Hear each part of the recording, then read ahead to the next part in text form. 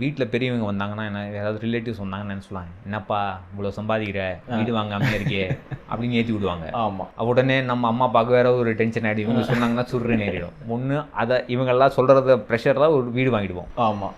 வீடு வாங்கி அந்த இஎம்ஐ தாங்க முடியாது. முதல்ல இஎம்ஐ தாங்கினாலும் நீ சொல்கிற மாதிரி ஒரு கொஞ்சம் 5000 ரூபாய் 7000 ரூபாய் எக்ஸ்ட்ரா இருந்தாலும் அதே ஆளுங்க திரும்பி வீட்டுக்கு வந்து என்னப்பா இப்படிலாம் கடனோடலாம் வாழற, நாங்கள்லாம் அந்த காலத்தில் ஆரம்பிப்பாங்க. ஸோ இந்த கடன் வந்து அது எல்லாரும் சொல்கிற மாதிரி கழுத்தில் கத்தி. ஓகே. அந்த கான்செப்டை நம்ம அதை தாண்டி போனோம். இப்போது என்னென்னா, இப்போ எனக்கு வயசு இருக்குது, நான் உடனே ரிட்டையர் ஆக போகுது. எப்படியா இந்த வேலை போனாலும் ஏதாவது ஒரு வேலையை கிடச்சி ஏதாவது பண்ணி நெக்ஸ்ட்டு 20 to 30 years டெஃபினட்டாக I will be working. Okay. EMI வந்து அதே தான் இருக்க போகுது. என்னுடைய சேலரி கொஞ்சம் கொஞ்சமாக ஏறும், அட்லீஸ்ட் 5% ஏறும்னு வச்சுங்களேன். ஸோ இஎம்ஐ அதே இருக்கும்போது பணவீக்கம் கான்செப்ட் இப்போது ரிவர்ஸ் கான்செப்ட். ஓகே. இந்த இஎம்ஐயுடைய வலு வந்து கம்மியாகிட்டே போகும். இன்னைக்கு 10,000 ரூபாய் இஎம்ஐ இங்கே இருக்கிறது வந்து 5 வருஷம் கழிச்சு என்னால் ஈஸியாக அந்த 10,000 ஹேண்டில் பண்ண முடியும். கரெக்டு. ஏன்னா என்னுடைய சேலரி ஏறிடும், ஓரளவுக்கு ஏறும். நான் சேலரி ஏறிடுன்னு நான் கார்பரேட்டில் சொன்னால் எல்லாம் சிரிக்கிறாங்க. எங்களுக்கு இன்க்ரிமெண்ட்டே கொடுக்குறது இல்லை சார். பட் நம்ம ஸ்கில் பேஸ்டாக அதை பார்க்கலாம். இல்லை, அது வந்து 2-3 சிலதெல்லாம் நம்ம கண்ட்ரோலில் இருக்குது, சிலதெல்லாம் நம்ம கண்ட்ரோலில் இல்லை. ஓகே. பட் அதுதான் நான் என்ன சொல்கிறேன், நல்லா பிளான் பண்ணிங்க. இப்போ நான் இன்னைக்கு எனக்கு உடனே நான் வீடு வாங்கணும்னு ஆசைப்பட்டீங்கன்னா இந்த இன்கமில் நான் கஷ்டப்படுவேன், இந்த இஎம்ஐயோட கஷ்டப்படுவேன்னா அடுத்து நான் எங்கே நெக்ஸ்ட் ஜாப் என்ன பண்ணணும், இதெல்லாம் இந்த பிளானிங் கொஞ்சம் இருக்கணும். நீ இந்த மாதிரி நீ பாட்காஸ்ட்டுக்கு நோட்ஸ் எழுதுவேன்னு சொல்கிற மாதிரி எல்லாருக்கிட்டையும் ஒரு நோட் புக் இருக்கணும். ஓகே. இந்த மொபைல் ஆப்பு அதெல்லாம் விட்டுருங்க. ஒரு நோட் புக் எழுது, டெய்லி கையில் எழுதினா தான் அது மைண்டில் பதியும். இது என்னுடைய பிளான். நான் இவ்வளோ சாதிச்சிட்டேன். ஒரு வருஷம் அந்த பார்த்துட்டு இந்த வருஷம் இதை பண்ணிட்டேன், இல்லை அட்லீஸ்ட் அதுக்கு ஒரு ஸ்டெப் எழுதி வச்சிட்டேன், அதுக்கு ஒரு அப்டேட் எழுதணும். அது எழுதினா நமக்கு ஒரு ஆர்கனைஸ்டாக இருந்துட்டோம்னா கரெக்ட், நம்ம எங்கே இருக்கோங்கிற ஃபீலிங் நமக்கு வேணும். நான் என்னதான் எனக்கு கடன் இருந்தாலும் ஏழையாக இருந்தாலும் நான் எவ்வளோ ஏழையாக இருக்கேங்கிற ஒரு ஐடியா நமக்கு வேணும். ஓகே. அந்த லாஜிக் அதுக்கு அந்த மெச்சூரிட்டி தான். ஸோ இஎம்ஐ வந்து எவ்வளவு அது பாட்டு வளர விட்றது பிரச்சனை இல்லை. அதாவது ஹோம் லோனை நார்மல் கோர்ஸில் ரன் பண்ண விட்றது பிரச்சனை இல்லை. ஓகே. அது பாட்டு விட்டுருங்க. இஎம்ஐ வருது, அது சம்பளம் பாட்டு ஏறிட்டு போகுது, அதை அட்ஜஸ்ட் பண்ணிவிடுங்க, அவ்வளோதான். இந்த எக்ஸ்ட்ரா வரதான் முதலீடு பண்ணணும். ஓகே. ஹோமில் வந்து ப்ரீ க்ளோஸ் எப்படி பண்ணுறதுன்னா, இந்த கேல்குலேஷன்லாம் நிறைய போடுவாங்க.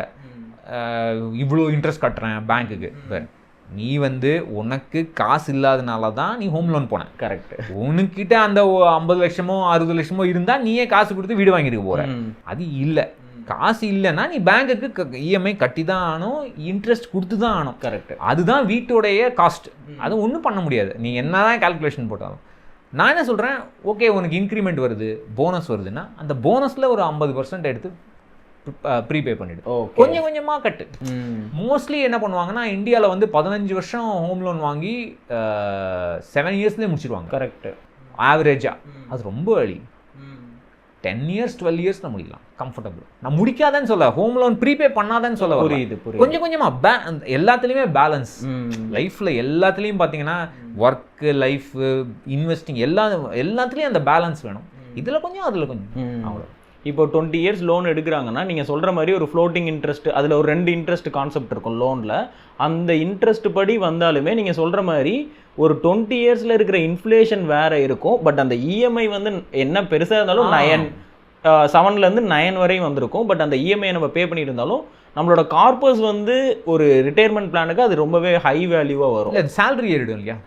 சேலரி ஏற யூ கேன் மேனேஜ். அதனால தான் முதல் தடவை வாங்கும்போது கேர்ஃபுல்லாக வாங்கணும். ஓகே. நான் கொஞ்சம் மெச்சூராக யோசிக்கிறவங்க 28 29ல் வாங்கலாம்.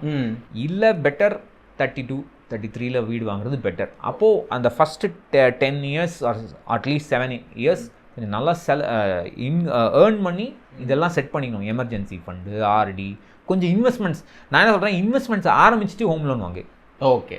ஸோ தட் உனக்கு வந்து அந்த இன்வெஸ்ட்மெண்ட் ஓடிக்கிட்டே இருக்கும். அட்லீஸ்ட் ஏதாவது ஓடும், கொஞ்சமாவது ஓடும். நிறைய பேர் இல்லை நான் எல்லாம் முடிச்சுட்டு பண்ணுறேன் நாங்கள், அது முடியவே டைம் தான் வேஸ்ட் ஆகும். ஓகே. என்ன முடியுதோ ஒரு 5000 ரூபாய் 3000 ரூபாய் ஏதோ ஒரு எஸ்ஐபி ஆரம்பிச்சிடும். அண்ட் அந்த எஸ்ஐபி ஹோம் லோன் இருக்கும்போது அதை கண்டினியூ பண்ணணும். ஓகே, அதை எஸ்ஐபியை டாப் அப் பண்ணலாம் கொஞ்சம் கொஞ்சமாக எப்போ முடியுதோ. ஹோம் லோனாக போனஸ் வரும்போது, இன்க்ரிமெண்ட் வரும்போது, இல்லை நீ வேறு வேலைக்கு போகும்போது ஹையர் இன்க்ரிமெண்ட் வரும்போது, அப்போது அதை கொஞ்சம் கொஞ்சமாக ப்ரீபே பண்ணால் அந்த பேலன்ஸ் உன்னால் மேனேஜ் பண்ண. ஓகே, உங்கள் பாயிண்ட் ஆஃப் வியூவில் ஹோம் வந்து இருக்கணுமா இல்லை ரெண்டலே வந்து சமாளிச்சுக்கலாமா? இல்லைப்பா, இதெல்லாம் வந்து ரொம்ப எமோஷ்னல். ஓகே, இப்போ நான் வந்து எனக்கெல்லாம் இதெல்லாம் பேசுகிறதுக்கு எனக்கு அருதியே கிடையாதுன்னு சொல்லுவேன். ஏன்னா நான் வளர்ந்த வீடு வந்து எங்கள் தாத்தாவோட வீடு, எங்கள் கொழு தாத்தா வீடு. அவர் வந்து ஈஸ்ட் இந்தியா கம்பெனிலேருந்து அந்த லேண்ட் வாங்கினார். நாங்கள் சொல்கிறது ராதாகிருஷ்ணன் சாலை, மயிலாப்பூரில் ப்ரைம் ப்ராப்பர்ட்டி, பெரிய பங்களா. அந்த வீட்டில் நான் இருந்தேன். எனக்கு வந்து இப்போ ஓடுறதுக்கு வெளியவே நான் போய் விளாடவே வேணாம், எனக்கு கிரவுண்டே தேவையில்லை, வீட்டுக்குள்ளேயே எல்லாமே பண்ணலாம். அங்கிருந்து நாங்கள் ஒரு சின்ன ஃப்ளாட்டுக்கு வந்தோம். அது ஏன்னா இதுவும் ஒரு இம்பார்ட்டன்ட் கான்செப்ட். எங்கள் கொள்ளு தாத்தா சம்பாதிச்ச அளவு எங்கள் தாத்தா சம்பாதிக்கல. சாரி, அவரோட இன்கம் கம்மி. அவரோட இன்கம் கூட அவருடைய பசங்களோட இன்கம் கம்மி. ஓகே, ஸோ அதனால் அந்த ஃபேமிலியில் வந்து அந்த சொத்து குறைஞ்சிட்டே வந்துடுது. அது பெரிய தப்பு. ஏன்னா நம்ம எவ்வளோ சம்பாதிக்கிறோமோ அதை விட ஜாஸ்தி பசங்க சம்பாதிக்கணும். At least minimum as a parent அதுதான் நம்மளுடைய ட்ரீம். அப்போ தான் வந்து வெல்த் இருக்கும். ஸோ நான் வந்து சொந்த வீட்லேயே இருந்ததுனால எனக்கு அதோடைய அருமை தெரியலன்னு தான் நான் சொல்லுவேன். ஓகே ஓகே, நிறைய பேர் ஃப்ளாட்டில் இருப்பாங்க. அந்த ஃப்ளாட்டில் லேண்ட்லார்டு ஒழுங்காக இருந்தாங்கன்னா அதை போல் எதுவுமே இல்லை. கரெக்ட். சில பேர் லேண்ட்லார்ட்லாம் வந்து வரவே மாட்டாங்க வீடு பார்க்க. சில பேர் ரொம்ப நச்சு பண்ணுவாங்க, வந்துட்டே இருப்பாங்க, இதை பண்ணாத, இங்கே வைக்காத, பெயிண்ட் அடி, வருஷத்துக்கு பெயிண்ட் அடி, இது. அதனால அவங்க மாறிக்கிட்டே இருப்பாங்க வீடு. அந்த மாதிரி இருக்கவங்க வந்து எப்படியாவது ஏதோ ஒரு இடம்யா, ஏன் சின்ன 500 ஸ்கொயர் ஃபீட்னா கூட அது என்னோட இடம் அப்படின்னு நினைக்க. ஸோ அது வந்து so is very emotional topic. Correct. But நான் என்ன சொல்கிறேன், எமோஷ்னல் டாப்பிக்காக இருந்தாலும் அவசரப்படக்கூடாது. கொஞ்சம் மற்றதையும் மக்கள் வந்து ரிட்டையர்மெண்ட்டை பற்றி எமோஷ்னலாகவே இருக்க மாட்டேங்க. கரெக்ட். நான் முதல்ல உங்கள்கிட்ட சொன்னது எப்படின்னா, எனக்கு அந்த 3 லட்சம் ரூபா கடன் வந்தபோது இந்த மாதிரி நான் கடன் வாழ்க்கையில் இருக்கக்கூடாது, எப்போவுமே நான் இண்டிபெண்ட்டாக இருக்கணும் அப்படிங்கிற ஒரு கோல் தான் என்னை இன்வெஸ்ட் பண்ணவே வச்சுது. ஸோ ஆட்டோமேட்டிக்காக எனக்கு அது ரிட்டையர்மெண்ட்லேயும் நான் இண்டிபெண்ட்டாக இருக்கணுங்கிறது தான் என்னுடைய கோல். ஓகே. நம்மளால் என்ன சொல்கிறான், அது அப்புறம் பார்த்துக்கலாம், 30 வருஷம் கழிச்சு இப்போ எதுக்கு நீ யோசிக்கிற, முதல்ல இந்த வேலையை கவனி. அந்த ஆட்டிடியூடு தான் இருக்கக்கூடாது. ஓகே. ரிட்டையர்மெண்ட்டை பற்றியும் எமோஷ்னலாக இருக்குது. ஏன்னா இப்போது ரிட்டையர்மெண்ட்னா நம்ம பேரண்ட்ஸ் ஏஜில் வந்து 60 இருந்தது. ஆமாம். இப்போலாம் ஆல்ரெடி இப்போ 55 கீழே வந்துட்டுருக்கு. ஆமாம். 50 நெக்ஸ்ட் ஃபியூ இயர்ஸில் 50 ஆகிடும். ஏன் 50 ஆகிடும்னா அவனுக்கு உடம்பு இல்லை, ஹெல்த் கான்ஷியஸ். அவன் பாட்டு கண்ணாப்பினான்னு வேலை பண்ணுறான், அவனுக்கு எல்லா பிரச்சனையும் வருது. வேலை பண்ணுறது மட்டும் இல்லை, அந்த ஐட்டம் 3:30 4:30 ஆனால் எங்கேயாவது ஒரு பஜ்ஜி கடைக்கு போயிடுவான். ஓகே. அந்த பாஸை வந்து கத்திட்டே இருக்கணும், அவனோட சூப்பர்வைசரோ பாஸையோ திட்டாமல் அவனுக்கு 2 பஜ்ஜி இறங்காது, 2 தம் இறங்காது. இல்லைன்னா அதுதான் அவனுடைய ஸ்ட்ரெஸ் ரிலீஃப். ஓகே. நீ ஸ்ட்ரெஸ் ரிலீவ் வந்து ஹெல்த்தியாக பண்ணணும், அதுவும் நீ தப்பாக பண்ணுறேன்னா எல்லா பிரச்சனையும் வரும். கொலஸ்ட்ரால் வரும். நான் தான் இந்த ஃபுட் யூடியூபர்ஸ்க்கும் அதே பிரச்சனை. இந்த ஃபுட் யூடியூபர்ஸ்லாம் பார்த்தீங்கன்னா 100 சப்ஸ்கிரைபர் இருக்கும்போது ஒல்லியாக இருப்பான். இந்த 3 லட்சம் சப்ஸ்கிரைபர் இருக்கும்போது அவனுக்கு நல்லா போயிடும். எல்லாம் அவன் ஹெல்த்து செக்அப் பண்ணால் என்ன ஆகும்னு தெரியாது.